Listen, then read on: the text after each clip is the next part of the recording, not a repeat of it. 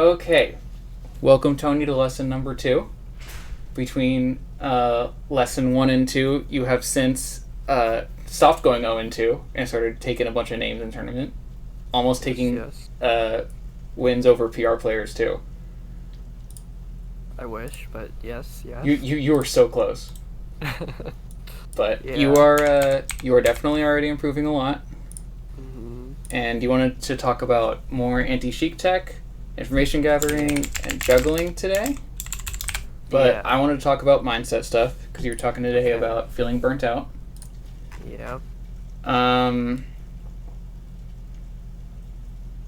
So last lesson, our goal was don't go 0-2 and figure out concrete problems to tackle and fixing the problem feeling too nebulous.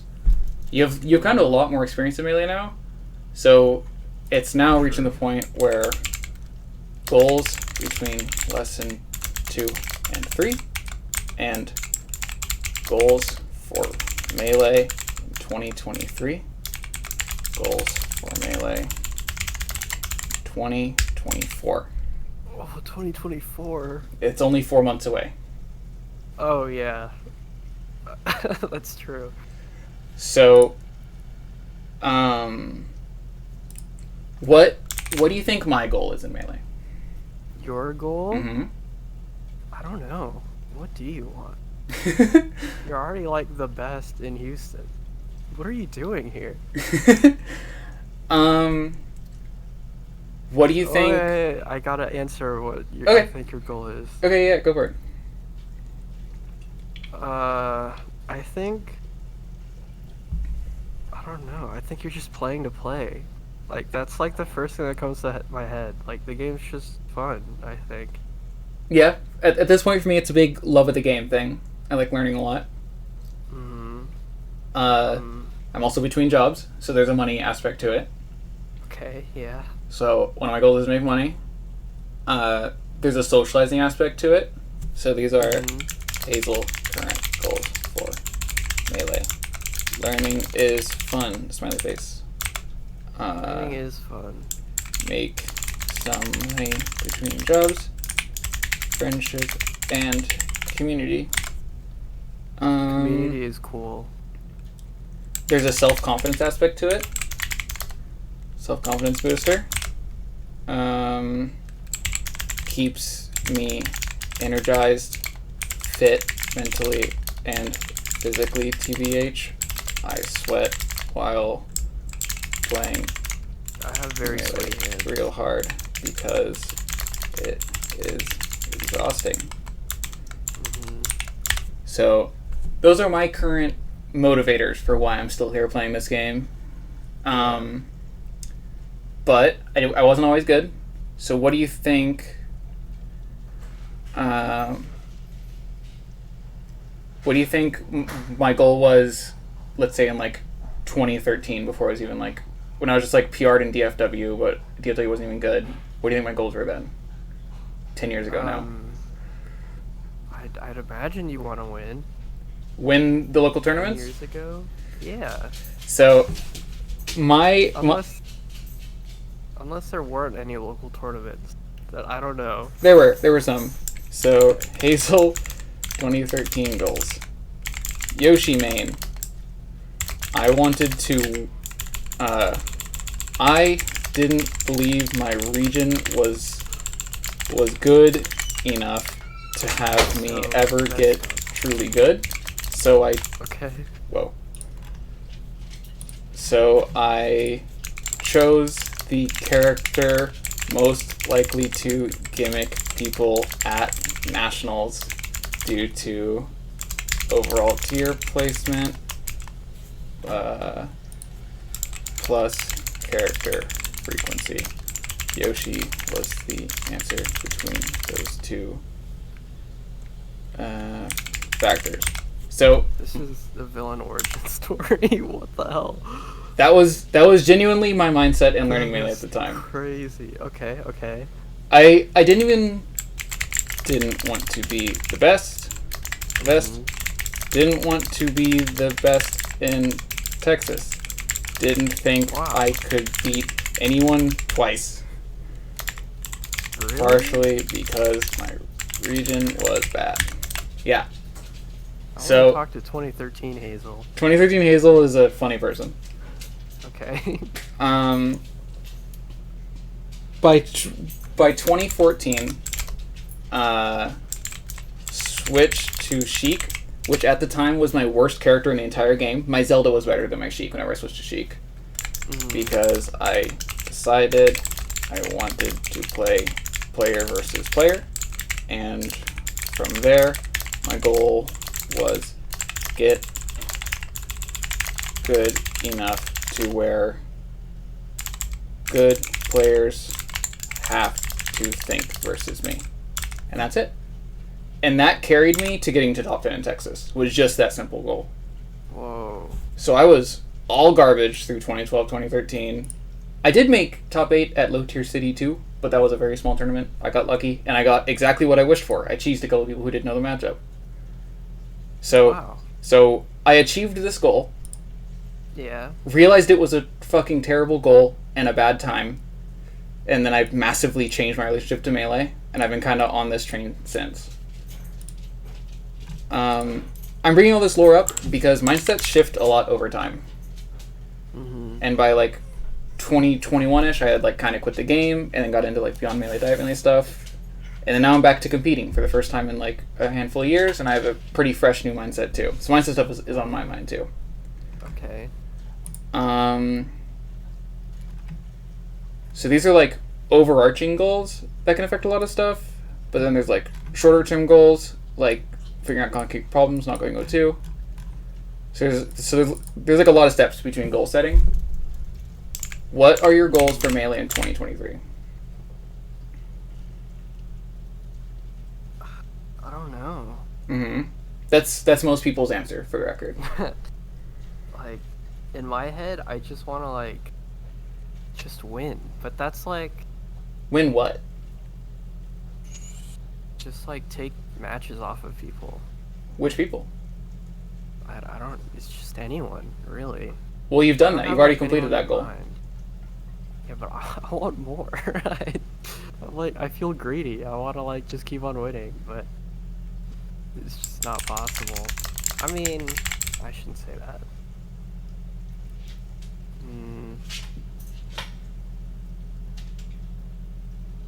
You're in a moment in time in your Melee career where you've just gotten some of your first wins. You're improving.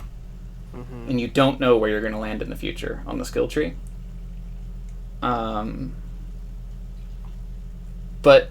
remember in the Smash doc, the KDJ have a list of people to beat thing?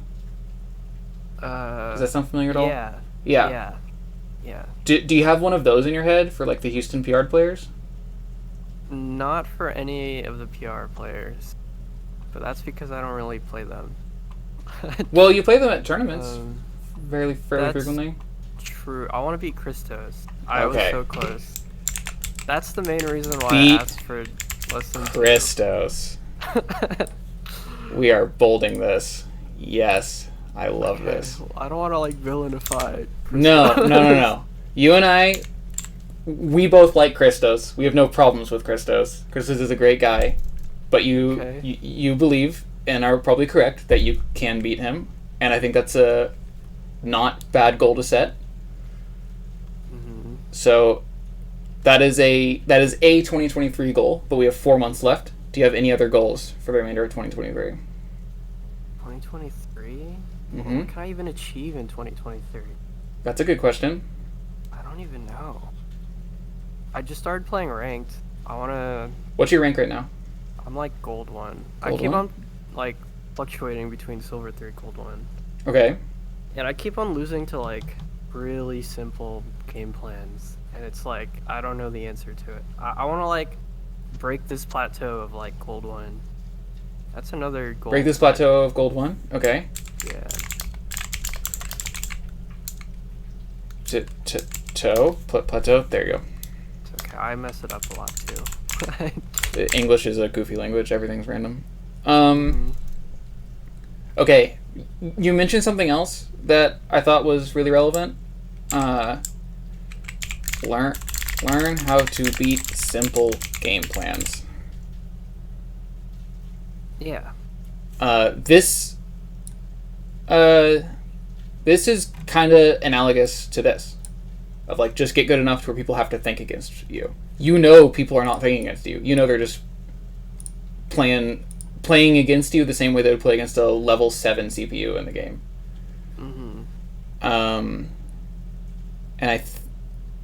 And I think you'll feel very excited when you start beating people who have like overly simplistic game plans. Yeah. It'd feel like beating a Dark Souls boss. Yeah. So, beat Dark Souls boss style players. Now, I don't want to say that that's not doable, but I have lost, I think it was like 90 or 100 sets in a row to Bananas, the Ice Climbers player, which is a very simple character with a simple game plan. But he was also at the time somewhere between top 50 and top 10 player in the world. So it's like a different kind of simple game plan. Some bosses are really hard. Some Dark Souls bosses are really, really hard. Yeah. Okay. I think these are... So, I'm going to set this to, like, reach plat 3. Wow, that is once. Far. Just once. Okay. Here, why don't we do plat 1? No, I want plat 3. Okay. 2023, I'm hitting plat 3. Okay. Learn how to beat simple game plans. Beat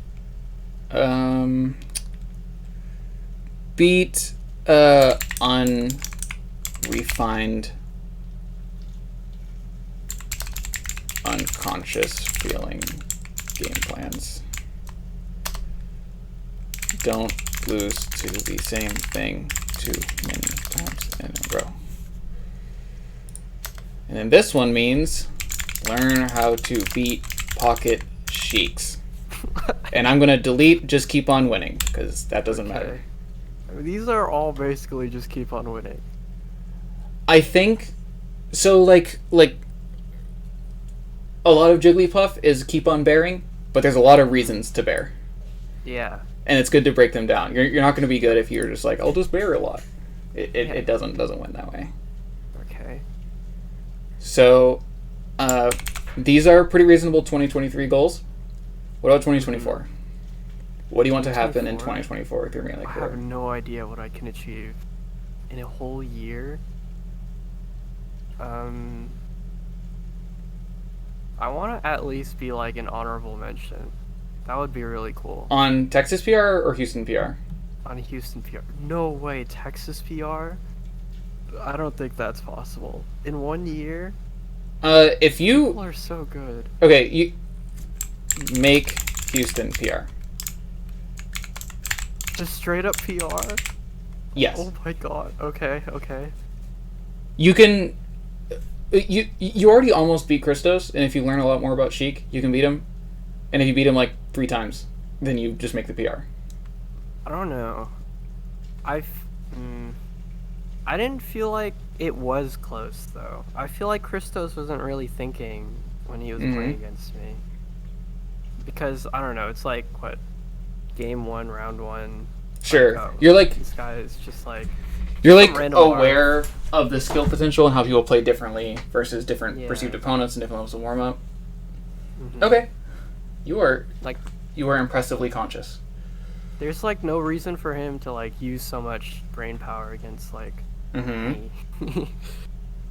And all I did was like, I don't know, wait a bit for him to like shuffle fair or no nair, and I just dash back grab and then did my follow up. Like there wasn't like much of a thought process there. Well, I don't know because I'm not Christos, but that's what I would assume because there wasn't much like layering to mind games. Okay.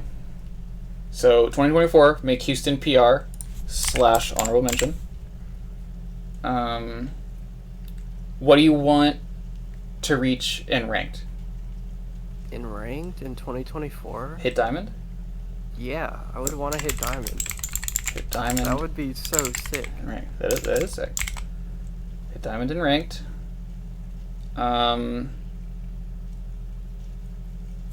So this, my goal of get good enough to where good players have to think against me, it's a very feeling-based goal. I can't even, like, actualize it in a meaningful way. Oh my god, I literally just said that about Christos. I want Christos to think about me when I'm playing. Yeah.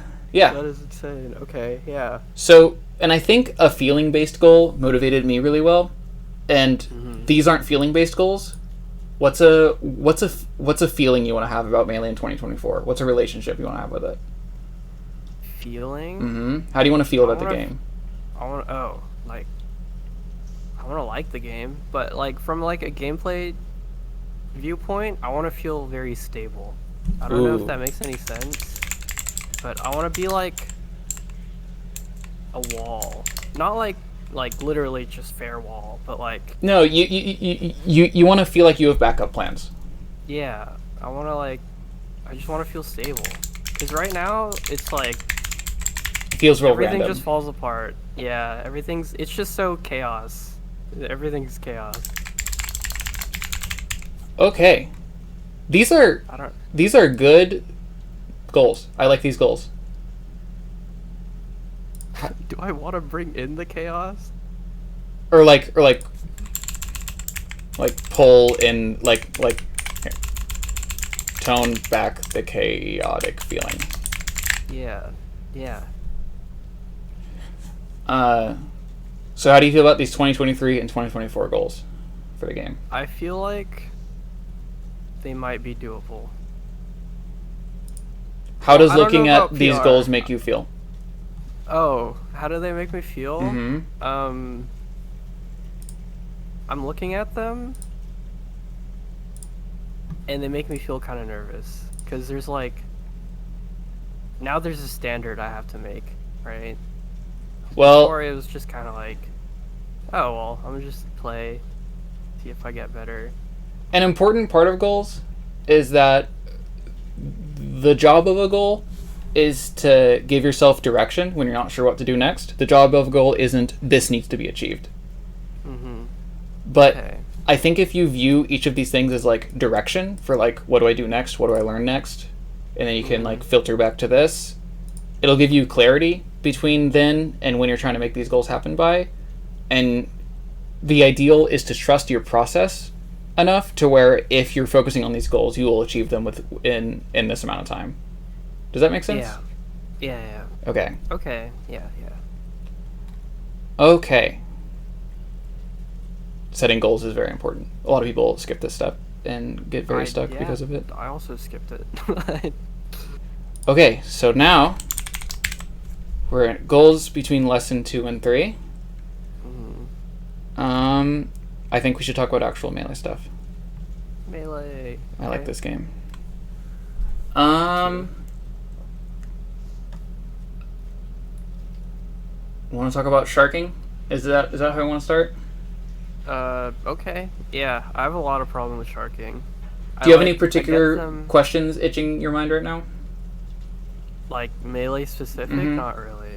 Okay. Other than like Sheik. Sheik is like... Okay, I guess I could start with full hop needles. Full hop needles? What on earth do I do with full hop needles? Yes. Okay. If that's like okay to ask. Because I see like some Sheiks do it in like neutral, and everything falls apart. I don't know what's happening. Can you see my screen? Yeah. Alright, here is the stage. We're going to start with it just being FD. And then we got... Hold on, I'm going to get artistic with it. Okay. Whoa. Oh, I meant to make that blue. Hold on. And now it kind of looks like a Sheik, like part of her face.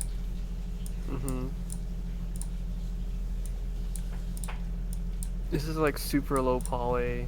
Like, okay, I see it. I actually do see it. It's like the scarf, and then like the little hat she has. Does she have a hat? She does, right? Yeah, she has a hat and her hair flows out of it. It's like toilet paper. So this is Sheik. When she throws her needles, They spray down at this angle, roughly. Yeah. A really important part of needles is that let me think about how to explain it. Let me start with just when she has one needle. If you're wait, no, come back. Oh, it's another Sheik. No, we're getting rid of this one. Oh my god, you killed her. I killed her, and now we have Marth. Oh my god, I love this sword. Yeah, he's got a big one. So, if Sheik is in the air and she has one needle, it's just like that big or whatever.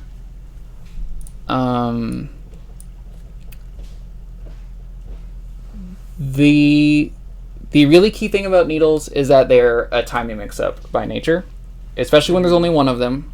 So if she's really high up in the air, or if she's really low and she has a low needle, she gets a grab, right? Mm-hmm. What if she gets a needle and instead of being like here when the one needle comes out, what if it's here? I don't know. So imagine you're in a scenario where you're juggling Sheik and you're trying to up tilt her. Yeah. And instead of, because like low needle into grab we know is a thing. What about mid needle? Maybe she gets like, I just always see grab. What can Sheik do here? If it's not grab, maybe she gets like a nair for like pressure. Well, probably won't even look for it to hit, right? Functionally, the needle works a lot like a laser. She gets to be a little bit plus, and she stops whatever is coming towards her, and then she usually wants to go for a grab, even from the mid height, and that's because after people get hit by a needle, they usually shield. That's true. I do shield. Yes. So if you get hit by one needle and you're here and you're just hit by it, and you know she's gonna try and grab, you can just F smash her or dash away. Like mid height? Really? Yes. Oh, okay. Unless she falls with the mid needle and then shields to try and deal with your counter hit, and then it's Sheik falling needle shielding instead of going for the grab after. Okay. Or she does falling needle and you dash away one time, and then the next time, or she's like, okay, they like to dash away after mid needle, so I'm gonna dash after them, and then next time you get mid needle, then you can just F smash them to cover the dash in. So you see how there's like an RPS situation that happens here? Yeah, that makes sense. That makes a lot of sense. Yeah. Okay, and then high needle. A really important thing about needles is that you see Sheiks get needle edge guards a lot, but they're always from on stage. She's always like here. She never does them like here, unless she has like a double jump, and even then it's like kind of rare. And that's because the needle animation has a lot of lag after it, where she can't do anything. So if she needles you all the way up here, she's just going to be stuck doing nothing until she lands. Does that make sense? Yeah, I didn't know that. Yeah. Okay. It's like a really laggy animation until it touches the ground and then it's no lag. But once she starts a needle, she's going to be stuck in that the whole time. So that's why you don't see Sheiks do high needles basically ever, because they just get juggled for the freest possible juggle of anyone's life. So even though when you think needles, you think that it covers like all of this space, it doesn't really. It only covers like this much space. Even a full stack of needles, like a single needle covers this space, and a full stack covers like this space. It's not even like that much more, because of the way you just get stuck, and also like a far needle won't land in any combos. Then you're out of needles. Yeah. So single needle, mid height is a mix up. Low, you do get a grab, but if she's gonna go for a low needle, that means she isn't doing an aerial, so you can hit her before the needle comes out.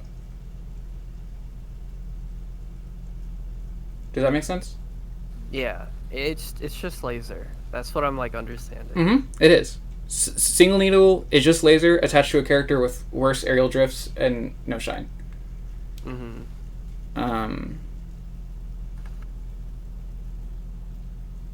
So, but that single needle, once you start dealing with the needle storm, then mid height becomes a billion times more threatening, because now it actually will combo into grab, and it actually is a lot safer, and the mix-ups favor Sheik a lot more. But still, if you're hit by mid-height needles, you can still like shield and then roll away. And instead of being a little bit plus, she's a lot plus, but she still doesn't get anything guaranteed. You can still like shield this from this distance and then wave dash away. Does that make sense? Yeah. Okay.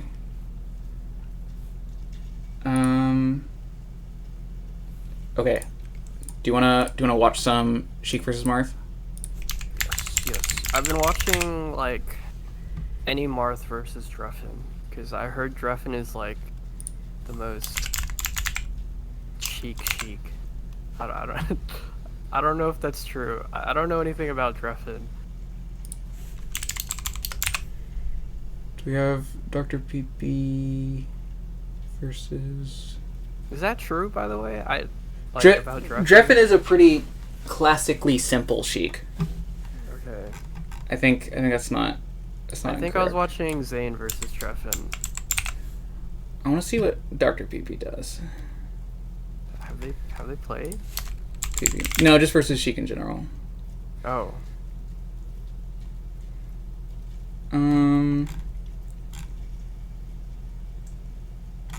Alright, I guess we'll watch. Hopefully we'll see a little... This is 10 years old. A little bit more modern than that.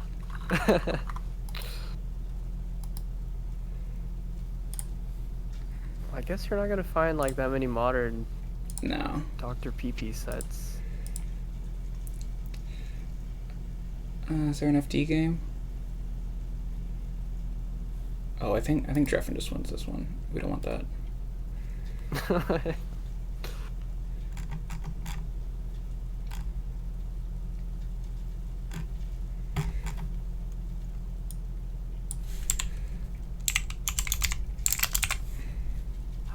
Doran.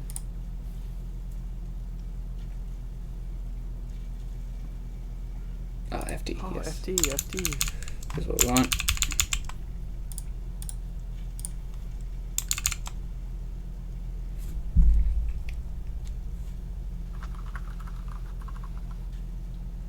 Alright, there we go. So, remember how I was talking about how it's a time mix-up? So right here, we got the really high up needles, and then she gets just stuck in stun for a while. Oh, okay. So the mix-up here is that Prof instead could have canceled needle with R or whatever, and then like air dodge through or double jumped out or something. Or wait, did he double jump into that? Let's see. Oh, okay. Yeah. So Prof uses double jump, which means right here all he can do is cancel into falling down with like a fair or nair or something, or needle, and he doesn't have a full charge. This second Kadoran saw the double jump, he's like, okay, it's sharking time. And the second he saw that, you can see that's when he reacted with the up tilt. So resource lost, stuck in movement, and I think Kadoran might even get hit by a needle. No, he goes right under it. But then he starts an up air string, and now it's Sheik in the air without a double jump. Okay. And he might get a kill off this. Oh, he would have if it didn't fandom. Oh. So this is a lot of what sharking is really about. It's about catching the jump and then just like understanding that they have nowhere to go. Because I think that like a lesser Marth, even after getting this up tilt, might like go for a grab, which would give Sheik's resources back, or go for a forward air, which would end the string, because those are easier to hit than up tilt. But Kadoran knew that the only way for this second up tilt to fail would be... Wait. Why does grab give resources back? Whenever you grab someone in melee, they get their double jump back. Oh, I didn't know that. Okay. Yeah, that one's pretty important. Yeah, same for like Falcon and Ganon's up B. Whenever you get hit by those moves, you get your double jump back too. Oh, because I guess they count as like a command. I didn't think about that. I knew about it, but okay. Same for Yoshi neutral B, Kirby neutral B, Bowser side B, all those give jumps back. Like anything that grabs. Mm-hmm. Wait, what about Yoshi egg? Does that count? Yep, it counts. Oh. You get your double jump back. That's why Yoshi's egg lay isn't a real gimp, because you can just mash out and then double jump up B out. That's why you don't see Yoshi's actually going for that move. Okay. So Kodorin just knew he was fast enough, and there's just nothing Prof could do, even though I don't think that was even a true combo after this first up tilt. Yeah, like if Prof had a shine or had another double jump, he could have jumped out of this, but he didn't. Does that make sense? Goodness, Sheik doesn't have a shine. Yeah. So once someone doesn't have a double jump and they're a character with limited movement, like Sheik, Prof keeps doing attacks that just don't do anything while he's getting comboed here. Mm-hmm. Oh, and watch that again. And Kodorin's thought process is don't let Prof touch the ground by any means necessary unless it's going to set up for a kill, which is why this juggle, all of those push Prof off stage or just up and away from the ground. Oh, another important note is that Kodorin doesn't double jump once during the string. Is there a reason why being low to the ground is important? Being low to the ground. So everyone wants to be low to the ground, arguably except for like Puff and Peach because they're kind of faster in the air. But even they like to be closer to the ground just to have access to as many resources as possible.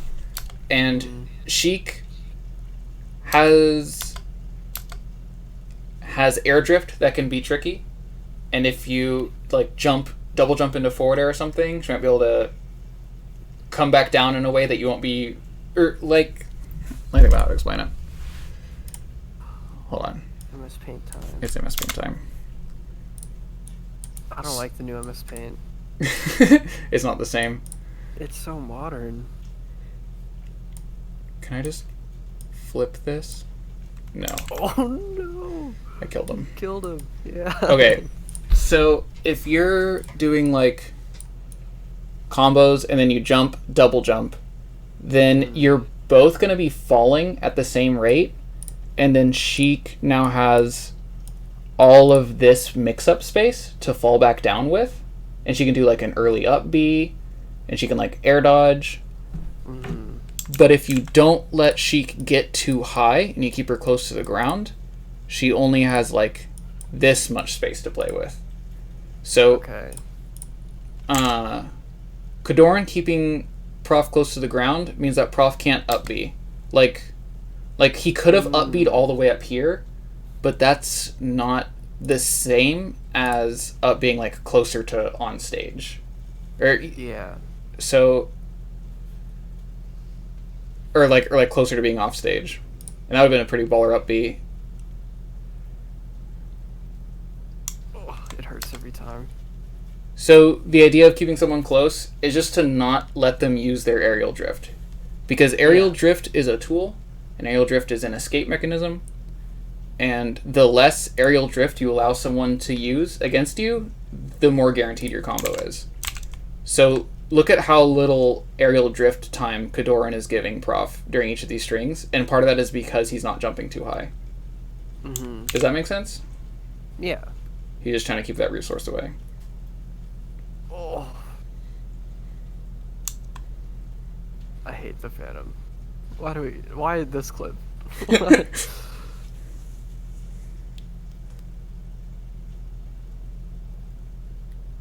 Wow.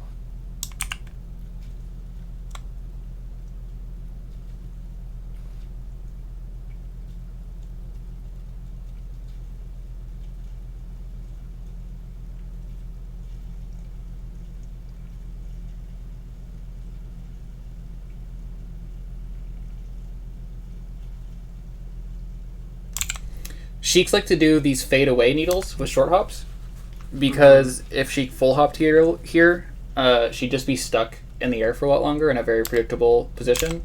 But doing this like Tokyo Drift fade away full needle is a lot harder to punish. If he does it a bunch of times in a row, he can maybe get F smashed for it or something. but also uses up his whole needle stacks, not only has a single needle. So Sheik with needles is an amazing character, but even still, what she's getting off of it is getting herself cornered safely. That's what she got off of this. Oh, yeah. And like 2%. Yeah, it's not that good. And now she has to charge again. Okay.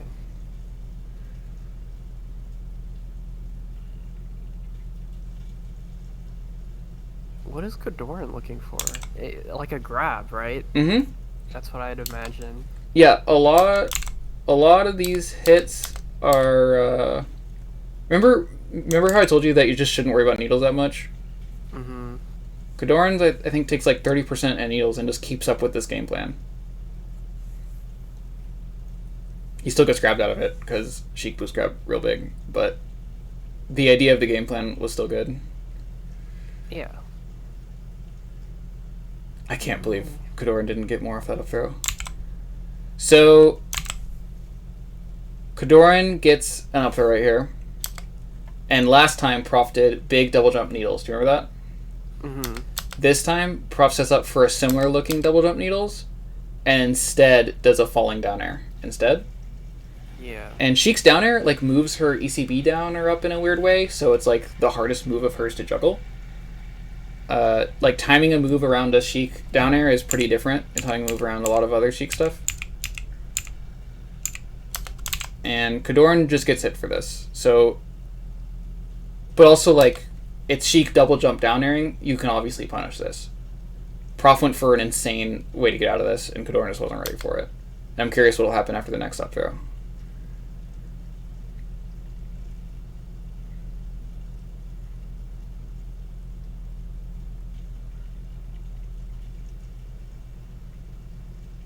Oh, no. That's got to be death. No. Oh. An important part of juggling is knowing when to give up, knowing when it's not your time. So he gets this forward air, and he covers, I guess, with the F tilt if he like super DIs in. But lesser Marths would have tried to dash attack this, run jump forward air this, and Prof was there ready with his own forward air. So juggling, a big part of it is just going to be matchup experience and knowing what your character's limits are, which is hard, but it just takes a lot of time.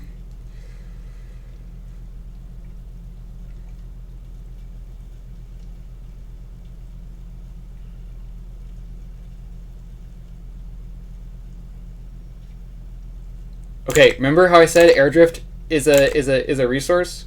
Here's Kadoran up in the air at 152, 6 seconds or 6 minutes and 12 seconds. He's just using a bunch of airdrift and tools to live for, without really getting back, just with like interesting airdrifts and time mix-ups for like 20 seconds before he eventually has to die. Oh wait, no he doesn't, because he doesn't cover there anymore.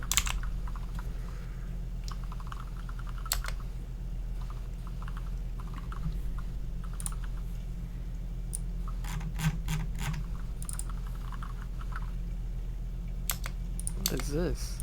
Is it not going to load? Why do you just have this like ready? Hold on. What the? I was going to make a video about this. I just haven't gotten around to it yet.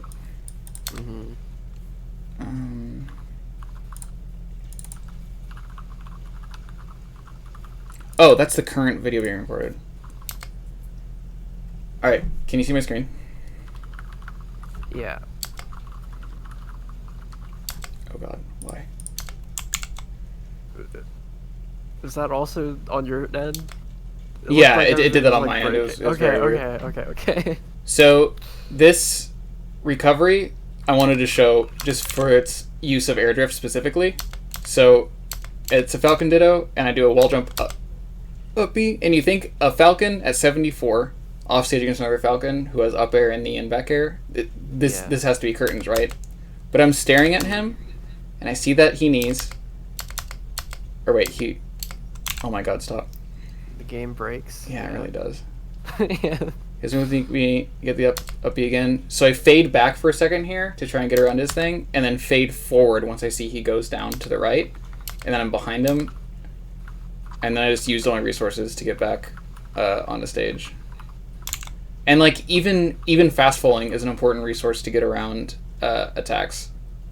So yeah, I noticed Sam's fast fall to get around the up air, and then I get to win the edge guard.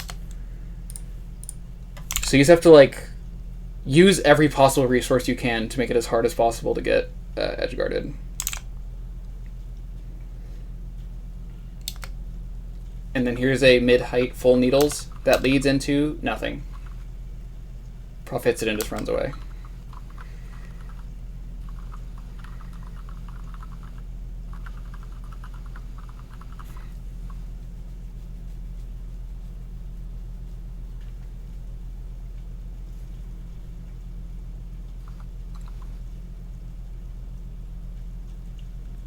Whoa, how did he know Sheik was gonna go on the stage? This is a like pressure mix-up thing. So it's because Sheik's up B poof, like the time when she chooses the direction happens about right now. So he pretended to grab the ledge at the last moment, double jumped back onto stage. Wow. So that she would go back on the stage. So that's why Marth's in this situation. Even if they plan on hitting on stage, are going to be facing left right here to feign wave dash back to ledge. And then you can see Prof reacts appropriately to Kodoran going to ledge, so he goes on stage. But Kodoran is not there.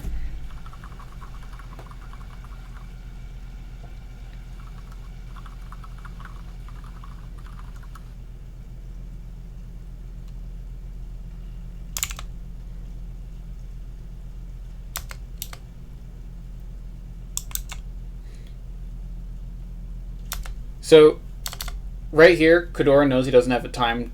Like he could throw out an up tilt, but that's like desperate and in place, and he isn't sure what Prof has planned.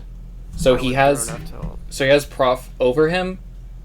It's Marth under a Sheik without a double jump, and he just dashes away, just because it's like low percent and kind of weird.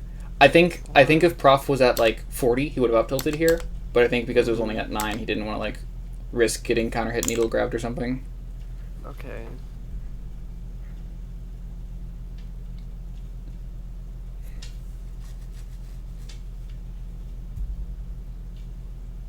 Sometimes it's just not worth the risk. Yeah, and I'm not entirely sure why Kodoran didn't like up tilt at that point. Mm-hmm. But I would guess it was just the percentage didn't align was a big part of it. And next time he's in that position and he feels a little bit more comfortable and confident with percents and situations and stuff, then he can just up tilt and Prof will be less ready for it. So if things doesn't feel comfortable, or if things don't feel as comfortable as they could, don't overextend in that situation and set up yourself so that the next time that situation happens, it'll be easier to play off of.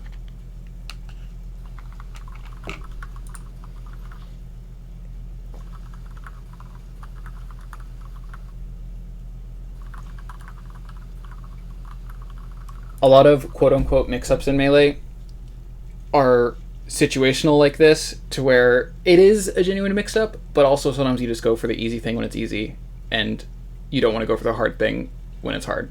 You can just wait for the easy thing to happen instead, and it happens at different times that feels like a true mix-up when it isn't really. Yeah.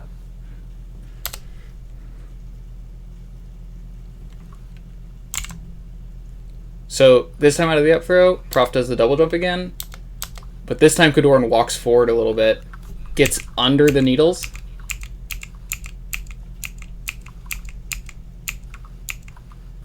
Oh, that's a beautiful up tilt. I wish my up tilts hit like that. He waits longer than you do. Yeah. So after the up tilt, he goes for a fair and then double jumps in place or away afterwards. And if he did like an up tilt right here instead, then Prof would have been able to land dash grab him. So that's why the jump fair is better there. Oh yeah, here's that exact spot again, where they're in a scramble. Prof double jumps and Kodoran's right under him. This time he up airs. And he gets a combo off of it. Oh my god. Yeah. Exactly what I was hoping would happen happened. I'm very happy.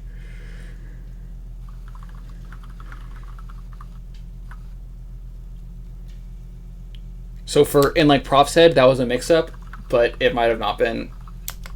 It's just how it is.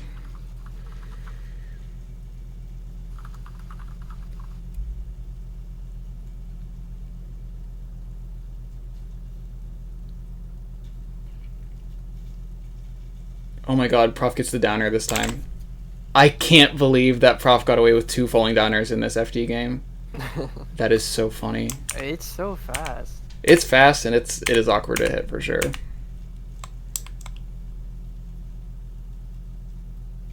Back to FD. Wow, this is a perfect VOD. Mm-hmm. Back to back FD. Oh, so this time he deals with the downer by just dash dancing around and getting another grab and then resetting again. Whoa, the adaptation. Mm-hmm. That's a top player.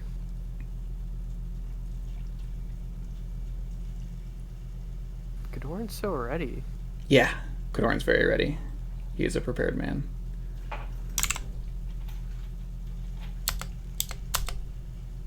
my god, wait, does he bait the ledge again? Is that why Prof went on stage? Sheik is going to want to go on stage against Marth a lot of the time because Marth is just really good at covering a bunch of ledge stuff, especially when falling from above. F tilt, up smash, D tilt is really good at covering the spot.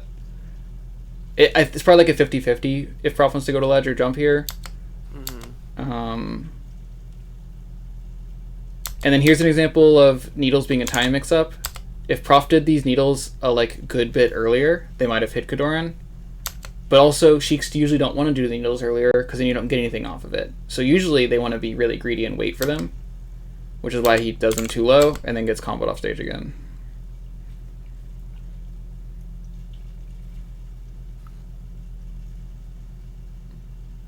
Oh, That works.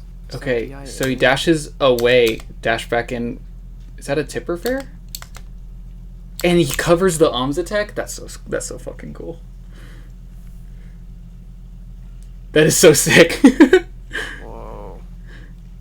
But either way, so this forward air, Sheik's only at 95, getting hit by a forward air in the corner. That's a pretty standard situation. This fade forward air, if Prof didn't arms attack it, Prof would instead be in the air. Oh my god, wait, Prof was ready for the up B, that's why he arms attacked. Oh, that makes sense. Yeah. But the fair gave Kadoran time to punish the arms attack. Mm-hmm.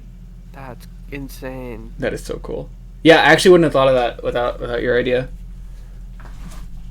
Because I feel like every Marth just up Bs there, or F smashes. And then now they're laggy. And then Sheik gets a punish. So now instead, Kadoran just does a jump forward air, and just gets whatever. What the hell? That's so smart. He's so cool.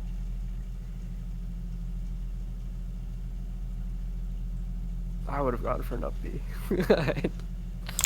I'd probably die. Okay, so some Marths here go for forward throw / down throw, and some go for up throw. Kadoran, I think, specifically because he has such a huge lead, doesn't want to deal with the potential counter hit down air and needles. So I think he wants to just go for tech chase damage right now.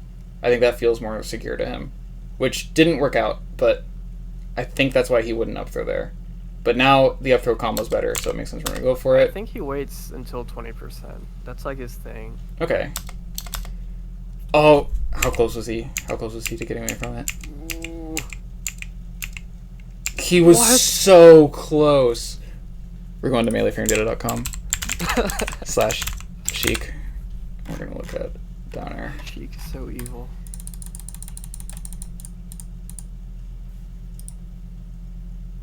What did that hit? That's crazy. I don't know. Maybe Kadoran tried to do something.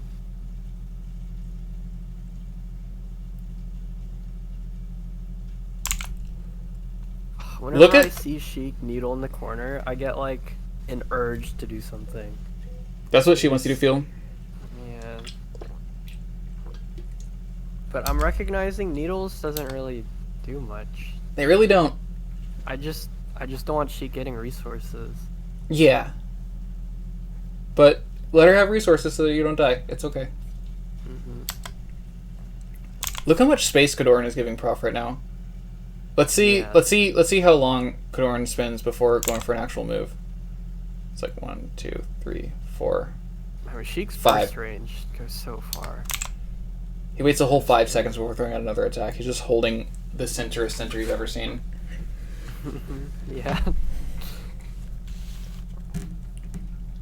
No.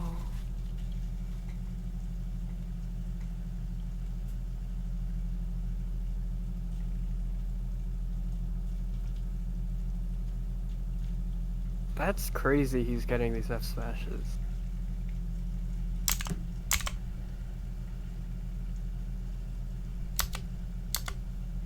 Yeah, Prof just wasn't ready to DI the down throw there. Mm-hmm. Maybe he was like trying to DI an up throw.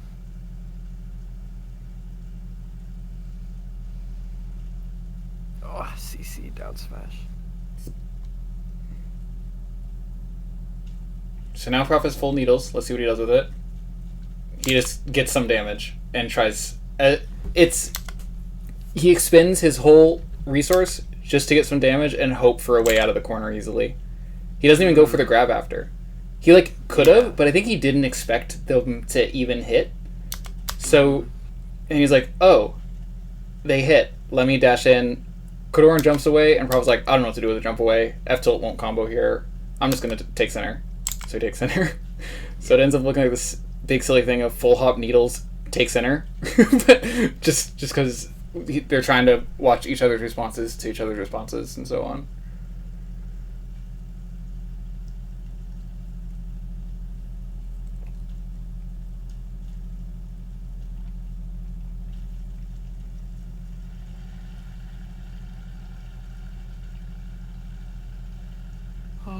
Oh my god, what?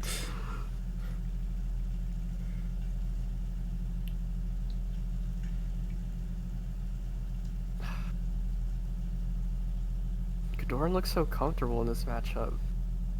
It's because he's not scrapping. He's just avoiding what Sheik is good at and making her approach in ways that feel awkward for her. Yeah. Yeah, I don't think I've seen Kadoran like go for CC stuff against Sheik. He's just like waiting for an option. Well, he really would far. if he was fighting like gold and plat level Sheiks on ranked, but Prof isn't gonna run into that shit. So would you run into it? Huh? Would you run into it? Yeah, a little bit. But yeah, Prof is super good. So Kadoran's using crouch cancel very like selectively. Mm-hmm.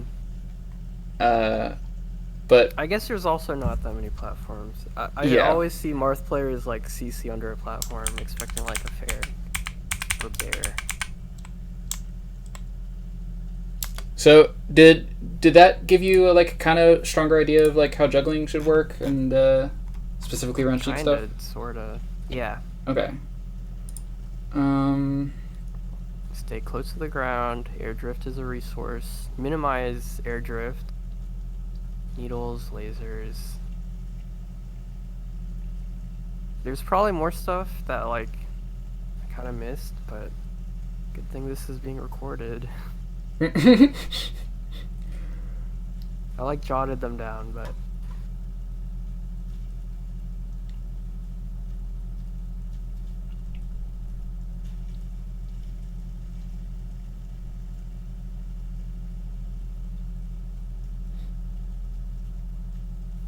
how comprehensive do you feel your recovery game is? My recovery game? Mm-hmm. It's pretty bad. Okay. It sucks, actually. It's very one-dimensional. I don't know. I feel like every time I try to recover, like, I get possessed and I want to double jump super early. Uh-huh. I know it's a bad thing. I do it every time. Sheik's edgeguarding is really good, but she has trouble edgeguarding at really high levels sometimes. Around people who are really, really good at preserving jumps and resources and side Bs and stuff. Like Pew Pew seems to just recover forever against Sheiks. Yeah, I watched the Pew Pew video. There's like 4 sweet spots. Yeah, and I think getting stronger at like the basic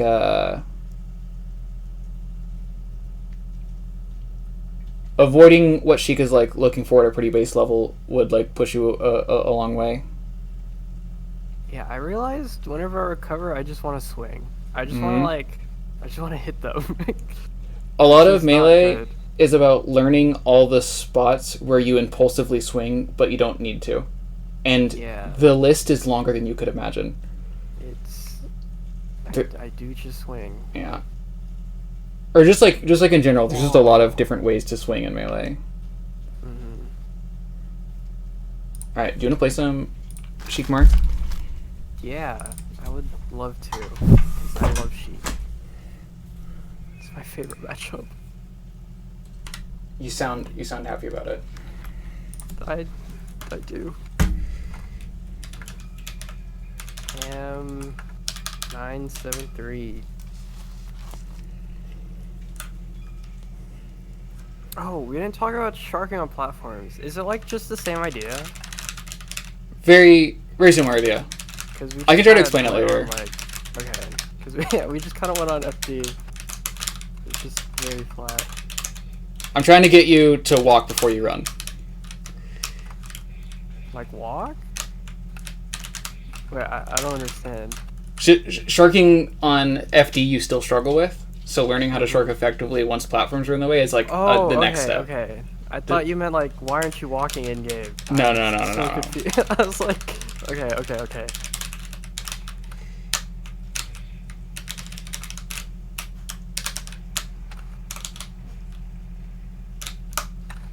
Nice. Oh my god, needles.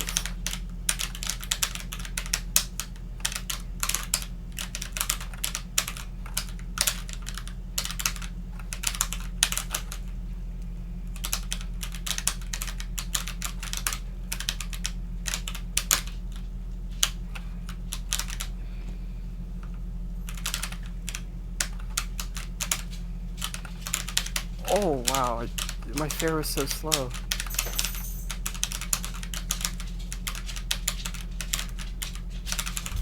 That was so scary.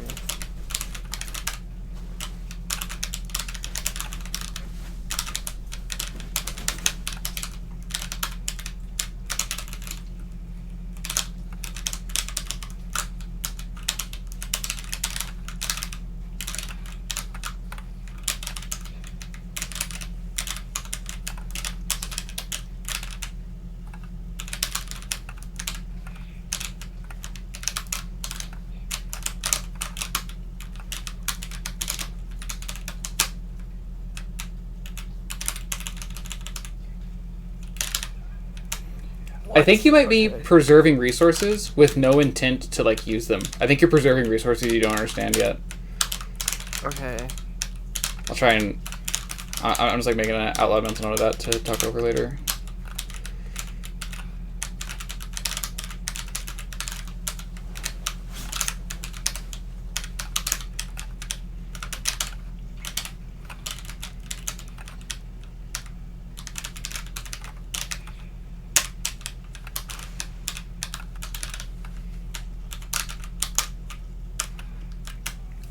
Yeah, you've up B'd low every time.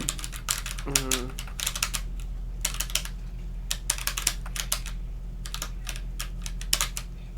Oh, I fell off. Oh my god. Nice.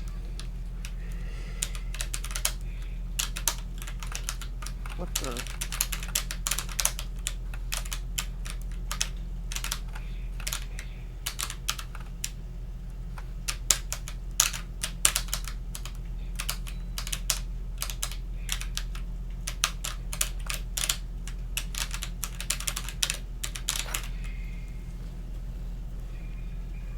Alright, actually I think that's enough.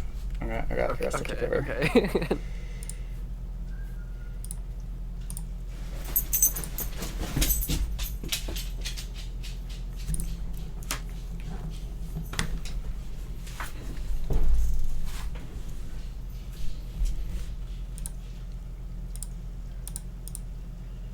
I skipped it right before you die each time.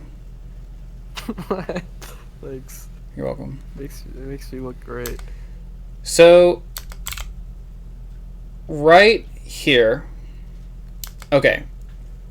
This is when your recovery starts. Your recovery does not start here. Yeah. And I think you haven't internalized that yet. Because I think... Are you, like, holding full forward here? I can't tell. Yeah. Okay. So... I'm just trying to go underneath the ledge. Yeah. I think that a better Marth might have upbeat right here and hit me for this. Really? Maybe. I do that against Puff. I'm not certain if that would have hit, but your brain should go into panic mode when Sheik is about to grab the ledge, and you can't double jump sweet spot it. So once Marth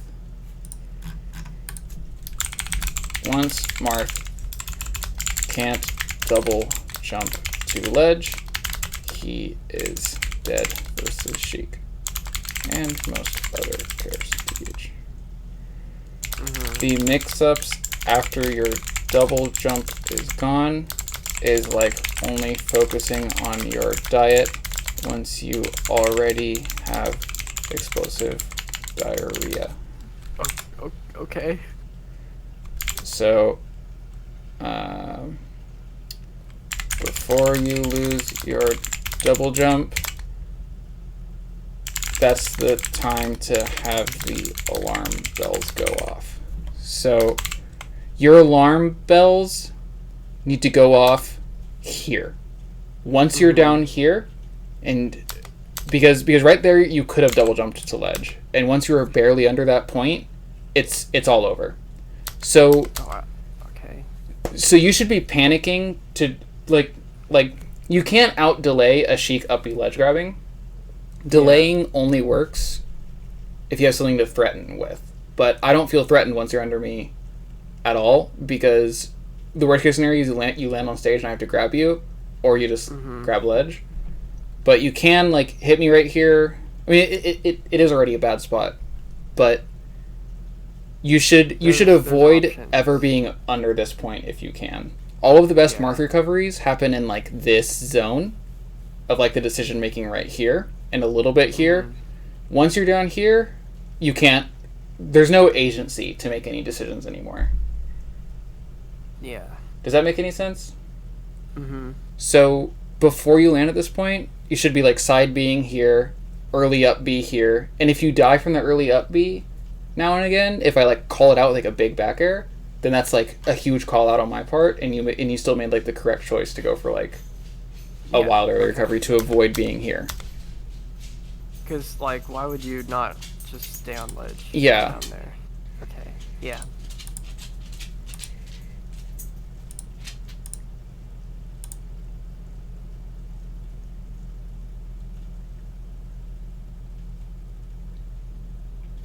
Alarm bells. Yeah. You had no fear of getting under that point. Especially because I'm at 96. So okay. Marth's up B is unreactively melee.com. Is unreactively huge, of course, and it goes up real fast. So by like frame like 7, you're already like most of the way up your up B. So you doing a side B here meant I get to grab the ledge for free, but there's a handful of frames between the wave dash and the grabbing ledge, and you can up B me during them.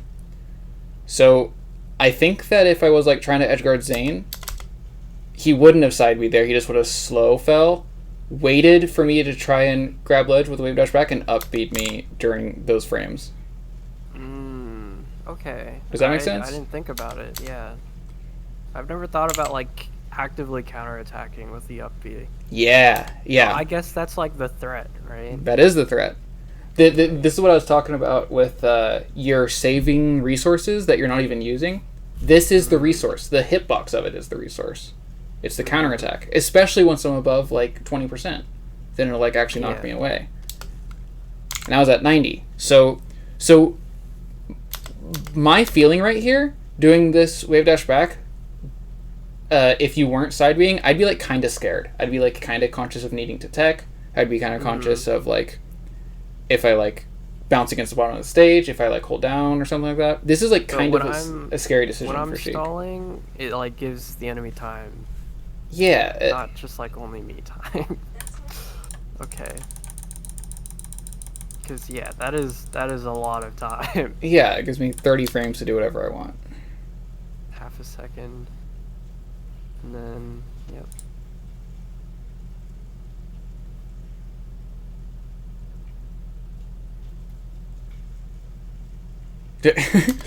Don't do that. Yeah, Okay, that is an hour and 5 minutes. Wow. So was a lot. Final thing between wrap up with, what are your goals between lessons 2 and 3?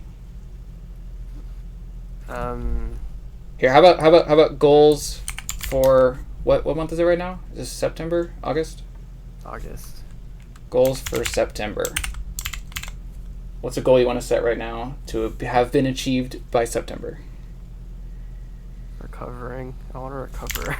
Recover effectively. That's a good goal. I want that to be like proper. Yeah. You wanna like a grown up. Yeah, thanks. Every single player I've played, like in real life, has told me, you recover like awful. I don't know why, but you always just die. Yeah. Yeah, I don't know. So I think recovery is the one part of the game where you weren't thinking about being able to hit your opponent, but you have to. Mm-hmm. You were thinking about the wrong spots to hit them, but it's actually during the recovery that's the good spot to do it. Yeah. I want to work on sharking. I need to I don't know. I think I just go for like juggles that are like unobtainable. Like they're just too far. Mm-hmm. When I could just sit back and watch. When you could just watch them be without resources and flail pathetically back to stage and then just up tilt them again. Yeah. Because I always I didn't think about not using my double jump to chase them. Yeah. I just always thought about let me just hit them. I can hit them, why not hit them? Nope, because hitting them later is better. Yeah, hitting them later is better. Alright, any final questions? No. Alright. Well, thanks for doing lesson, and we'll do another one soon. For taking my money. You're welcome. Alright, see ya.